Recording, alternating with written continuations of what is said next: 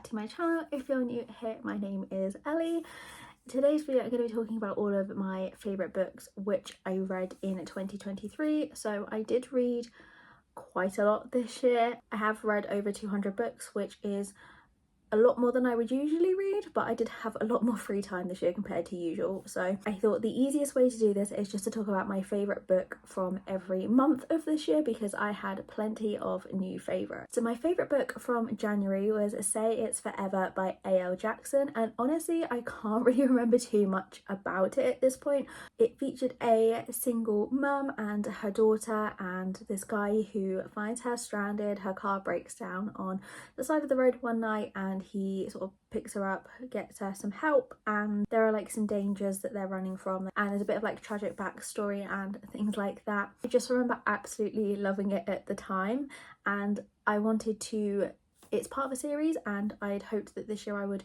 complete that series, but I've not actually picked up any other books, so that's definitely something I want to do in 2024.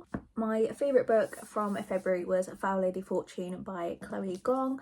This is part of the same series as These Violent Delights and These Violent Ends, which I own but I haven't yet read, and I think you're supposed to read that series first, but I went with this one first and I actually really enjoyed it. This is also one of my favourite book covers that I own. Like, this hardback is just gorgeous, and it's also a signed edition as well, so this is like definitely one of my favourite books altogether. So this is set in 1931 in Shanghai, and in this we follow Rosalind and Orion, who are having to pose as a married couple as they are actually spies. Rosalind was actually part of an experiment, which means she now cannot die, and she's like trying to keep this secret from this Orion guy, and they don't like each other at first, but that starts to change as the book goes on.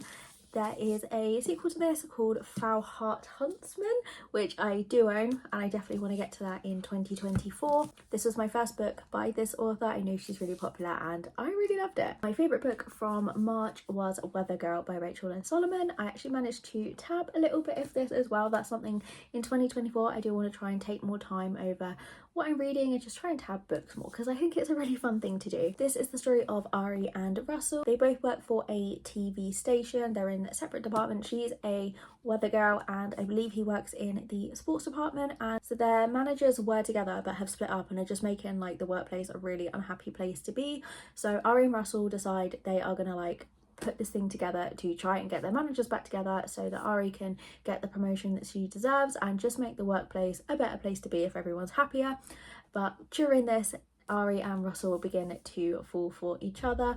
I just thought this was a really sweet story. There is some mental health representation in this as well, and Russell is also a single dad. Rachel Lynn Solomon is another really popular author, but this is the first and only book that I have read by her, and I really loved it. I absolutely loved the cover. This was a total cover buy and I'm so glad I ended up loving it. My favourite book for April was Gothicana by Runix. This is another one I actually managed to tab. I think I read this within a day. I was hooked. We follow Corvina. She goes to the Varen Mall. It has like a very dark vibe to it. Like, it's not a dark romance, but it just feels like a perfect Halloween-y October kind of read. I think I read it at the wrong time of year, but I still loved it. And here Corvina meets Vad. He is one of the teachers, but he is like younger than the rest of the teachers. I can't quite remember how it worked out. He was either like a student teacher or something, but students keep disappearing and Corvina wants to find out what is happening to them, and Vad is hiding a secret from her. They get entangled together and I just absolutely loved this. Again, the cover is gorgeous of this and I really want to read some more of this author's books in 2024. My favourite read in May was Twisted Lies by Anna Huang. This is book 4 of the Twisted series. I loved every single book that I read from this series. This is Christian and Stella's story. He runs like a security firm and she is a social media influencer, but she's also really introverted. He sees her. Their story kind of starts at the very end of book 3, Twisted Hate, when she moves into his apartment building and he just like instantly falls in love with her from that moment, and I believe he lets them live there at like a discounted rate to make sure that she lives in his building, and they keep bumping into each other. On the blurb it says every monster has their weakness, she is his. And yeah, I know this is like a super popular series and I feel like pretty much everyone has read it, but if you haven't, pick these up. My favourite read in June was King by S.J. Tilley. I was actually given a art copy for review of this book. I've read a few by S.J. Tilley. This is like a mafia series. This is book 2 and I loved it. In this one we followed King and Savannah. As it is a mafia romance, it is a little bit darker, and this has like all the tropes. There's forced proximity, there's fake marriage, mafia. Like, it starts off with Savannah and she is dating this guy, but it turns out he is actually married. She doesn't know this, and he is married to the hero King's sister, I believe it was, and it is kind of a whirlwind. She ends up basically getting kidnapped and she is forced to marry King, and she stays and lives in his house, and inevitably does end up falling for him, but it is quite dark, so check trigger warnings and things before picking this one up. Every book I've read by S.J. Tilly I've loved, so I would definitely recommend anything by this author. Later on in the year I did read the next book in that series, which was Dom, and I absolutely loved that. It wasn't my top book of that month, of the month that I read it, but it was a very, very close top. I just adore their books. My favourite read in July was Priest by Sierra Simone. Again, another really popular book. I feel most of the popular books I read this year did live up to the hype. This is the story of Tyler and Poppy. Tyler is a priest and Poppy comes into town, and Tyler obviously can't give in to temptations. He has dedicated his life to the church. Him seeing Poppy is making him feel things that he hasn't felt for years, things that he should not be feeling given his profession, and he is trying to not give in to the temptations, but eventually he does. This is very spicy. There is not really much other than spice going on in this, but I just really enjoyed it. I did then read the rest of the series this year. I unfortunately didn't enjoy the second book, but I did like the third and final book. And I know there's a novella based off this one called Midnight Mass, which I need to find. But if you want something like super smutty, I would definitely recommend this. My favourite read in August was Heartstopper Volume 3. I read volumes 1, 2, 3 in August, and I just adored the series, and book 3 was my favourite out of all of them. Book 5 has just been released, but I've not yet read book 4, so it's another one I need to get to in 2024. This is the story of Nick and Charlie. It's also a Netflix series. I won't go too much into this because obviously it's not the first in the series, but they do take a trip to Paris, which I just absolutely loved reading about. I thought it was really sweet, and I just love this series. Favourite read in September was Hooked by Emily McIntyre. This is another one where I own the entire series, had all intentions of reading them back to back, and have still not picked up book 2.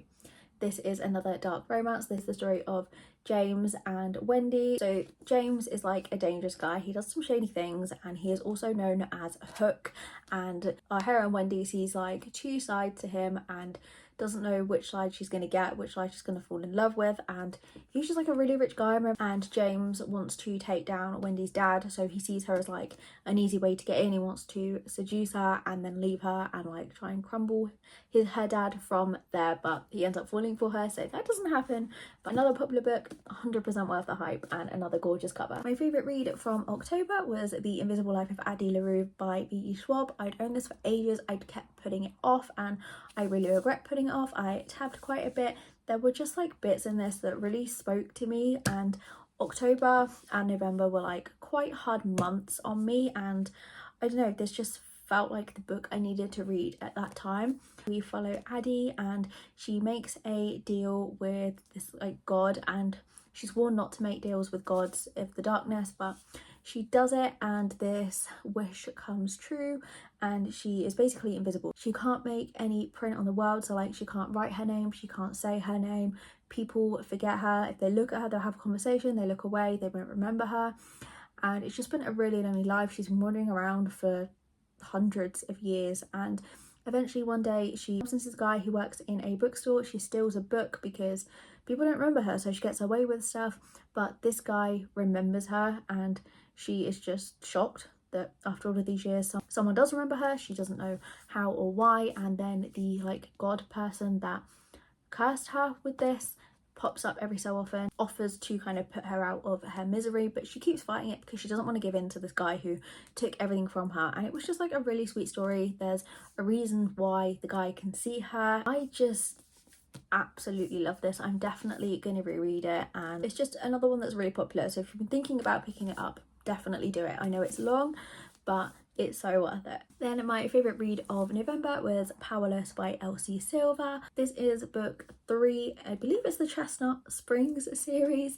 and in this one we followed Jasper and Sloane. Jasper is a hockey player and Sloane is like they're not blood related, but they've like grown up calling each other cousins because their families are really close. Like he's the adopted son of her cousins, so they're not related at all, they've just grown up together. She's crushed on him like her entire life and he kept rejecting her. You find out why, and they go on this kind of road trip together, and I just thought it was really sweet. I'd been in a bit of a slump. This was exactly what I needed to get me out of it. It's another series that's really popular that I have enjoyed every book that I have read of it so far. And I've realised that basically all of my favourite books this year have been ones that have been super hyped, so I would like to try and find some not so hyped books next year, as I definitely have given in to the trends and popularity of books this year, but it has paid off. And then my favourite read of December is also called Powerless, but this one is by Lauren Roberts.